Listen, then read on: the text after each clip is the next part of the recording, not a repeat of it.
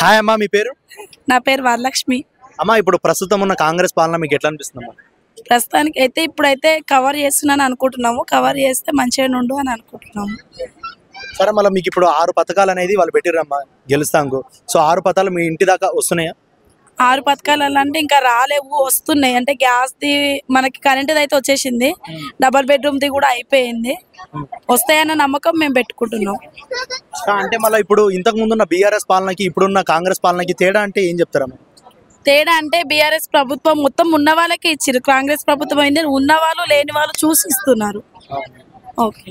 So మళ్ళీ అప్పుడు ఎట్లా అనిపిస్తుందమ్మా? ఇప్పుడు కేసీఆర్ ఉన్నంత కాలము దొరపాలన అని అంటుండే. సో మళ్ళీ ఇప్పుడు రేవంత్ రెడ్డి గారు వచ్చిర్రు. సో ఇప్పుడు మొన్న హైడ్రా అని అన్ని పెట్టిర్రు. సో ఎట్లా అనిపించింది అప్పుడు మీకు? అంటే ఇప్పుడు కాంగ్రెస్ ప్రభుత్వమే బాగుంది, ఎందుకంటే ఉన్న వాళ్ళని లేని వాళ్ళని చూసి ఇస్తున్నాడు కాబట్టి మాకు మంచిగా అనిపిస్తుంది. బీఆర్ఎస్ ఉన్నప్పుడు ఉన్నవాడికే ఇచ్చిరు కానీ లేనివానికి ఎవరికి ఇవ్వలేరు. ఉన్నోళ్ళు లేనోళ్ళు అనేది తేడా చూడలేడు వాడు. కాకపోతే తినేం చేస్తున్నా అంటే ఉన్నవాళ్ళు లేని వాళ్ళని చూసి ఇస్తున్నాడు కాబట్టి అట్లా కొంచెం కాంగ్రెస్ ప్రభుత్వం మంచిగా అనిపిస్తుంది. సో అంటే మళ్ళీ ఇప్పుడు 6 పథకాలు పెట్టి కూడా ఇప్పుడు దగ్గర దగ్గర 13 నెలలు అవుతుంది, మళ్ళీ ఇంకా రాలేదు. వచ్చిన 100 రోజుల్లోనే అమలు చేస్తామన్నారు.